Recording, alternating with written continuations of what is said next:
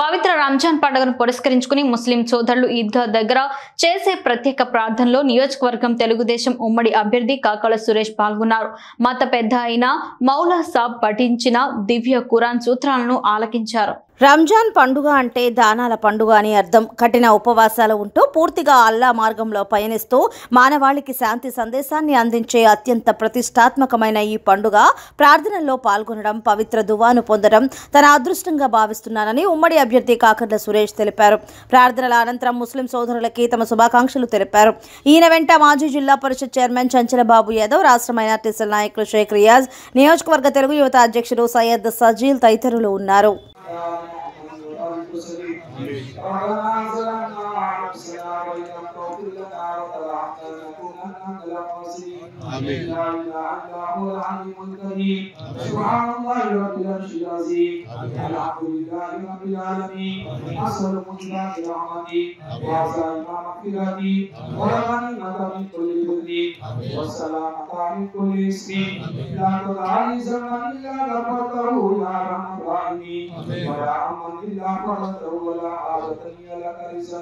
إلا قضيت على الراحمين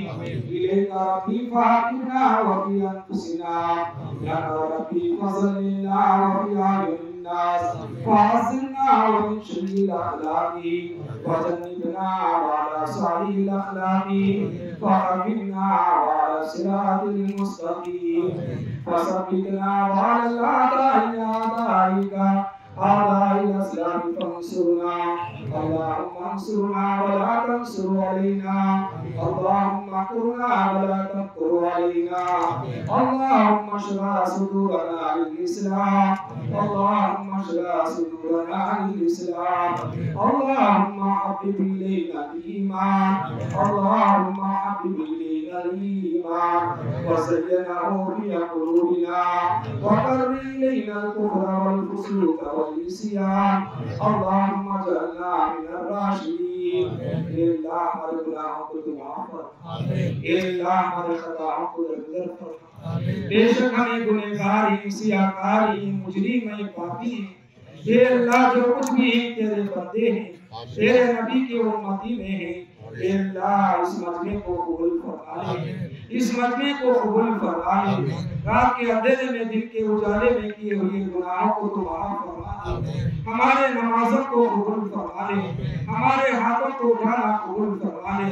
या अल्लाह इस मजमे के अंदर जो बीमार है उनको शफाए कुल्ली शफाए आजिला मुस्तमिर नसीब फरमा दे या अल्लाह हम सबको एक करने की तौफीक नसीब फरमा दे तुझे राजी करने वाले अमाल करने की तौफीक नसीब फरमा दे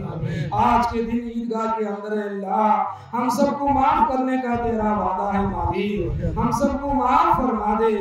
माफ फरमा दे माफ फरमा दे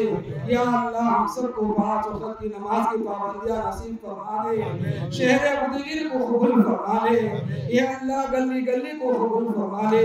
मां बहनों को कबूल फरमा ले बुजुर्ग हजरात को कबूल फरमा ले नौजवानों को कबूल फरमा ले हिंदू भाइयों को भी कबूल फरमा ले सबको अल्लाह ये करने होने की तौफीक नसीब फरमा दे उम्मत के बदहालियों पर रहम का करम का आफियत का मामला अता फरमा दे उम्मत की जान की माल की आबरू की इज्जत की हिफाजत फरमा दे हमारे नमाजों को कबूल फरमा ले हमारे रोज़ों को कबूल फरमा ले हमारे जो ज़कात को कबूल फरमा ले हमारे खैरात को कबूल फरमा ले